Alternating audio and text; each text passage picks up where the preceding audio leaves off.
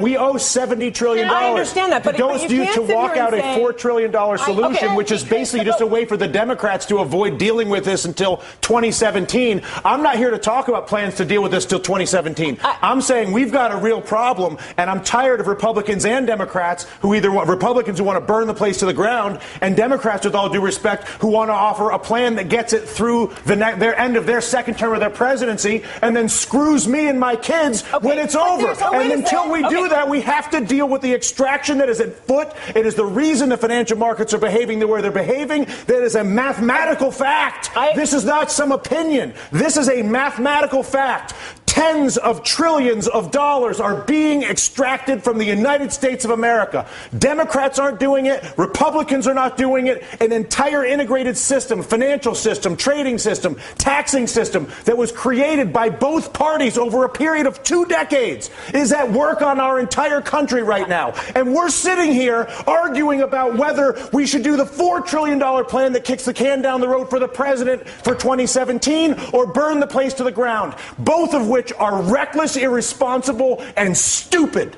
And the fact of the matter is, until we actually, and I'm sorry to lose my temper, but I tell you what, I've been coming on TV for 3 years doing this. And the fact of the matter is that there's a refusal on both the Democratic and the Republican side of the aisle to acknowledge the mathematical problem, which is that the United States of America is being extracted. It's being extracted through banking, it's being extracted through trade, and it's being extracted through taxation. And there's not a single politician that has stepped forward, Susan, to deal with this. But there's only one right now. The leader of the free world, whether you like it or not, the president of the United States is arguably one of the most powerful individuals we have out there. But and Susan, he's what you're saying is exactly the point that Dylan is making. It's not about one guy. It's about all of them. No, I actually disagree. I think Dylan's saying it isn't about one guy. It is about one guy. What would you like him to do? I would like him to go to the people of the United States of America and say, people of the United States of America, your Congress is bought. Your Congress is incapable of making legislation on health care, banking, trade, or taxes, because if they do it, they will lose their political funding, and they won't do it. But I'm the President of the United States, and I won't have a country that is run by a bought Congress. So I'm not going to work with a bought Congress and try to be Mr. Big Guy. I'm working with the bought Congress.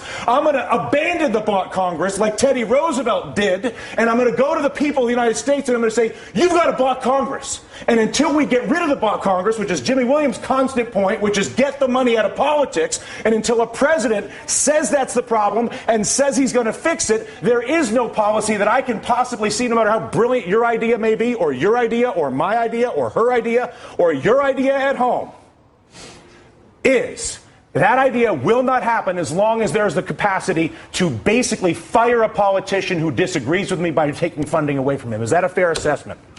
Money in politics is the root of all political evil. It is corruption at its worst.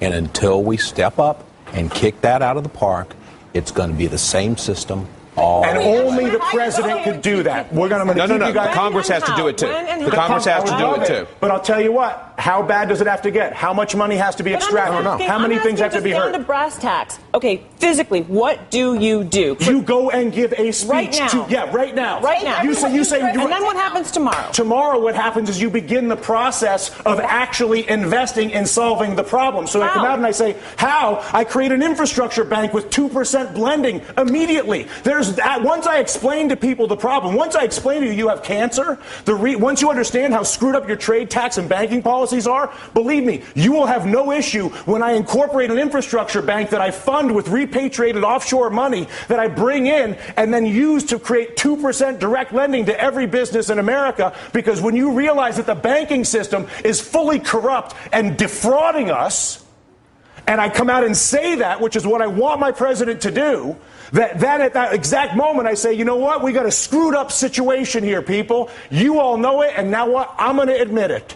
And as a result, not only have I admitted it, but we're going to begin the process of solving it like grown-ups. They did it in World War II. They did it after the Civil War. They did it in Latin America with the Brady bonds. We are not seeing it happen now. The panel stays a little more emotional than I anticipated getting at work this afternoon, but what am I going to do?